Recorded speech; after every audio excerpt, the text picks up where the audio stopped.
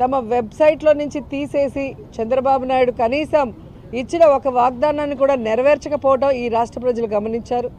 అదే జగన్మోహన్ రెడ్డి గారు అధికారంలోకి వచ్చాక ఇచ్చిన మేనిఫెస్టోని 99% ఇప్పటికే పూర్తి చేసి అందరి చేత ఆశీర్వదింపబడుతున్నారు అనేది జగమెరిగిన సత్యం.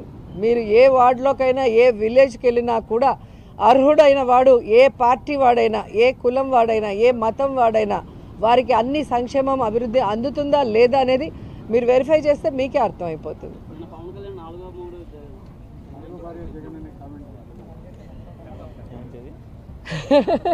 పవన్ కళ్యాణ్ ఫ్రస్ట్రేషన్ పీక్స్లోకి వెళ్ళింది అనేది నిన్న సభ చూస్తే అర్థమైంది. ఈరోజు పవన్ కళ్యాణ్ తెలుసుకోవాల్సింది ఆవేశంగా ఊగితేనో గట్టిగా అరిసి మాట్లాడితే ఓట్లు పడతాయంటే ఆర్ నారాయణమూర్తి గారు ఎప్పుడో ప్రధానమంత్రి అయి ఉండేవారు.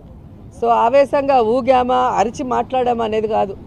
మనం పార్టీ పెడితే ప్రజలకు ఏం చేయబోతున్నాం అనేది చెప్పాలి.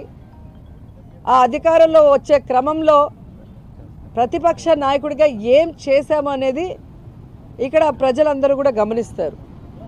పార్టీ పెట్టి ఎన్నేళ్ళయింది? దాదాపుగా జగన్ గారు పార్టీ పెట్టిన దానికి పవన్ కళ్యాణ్ పార్టీ పెట్టిన దానికి 1 year తేడా ఉంటుంది అంతే.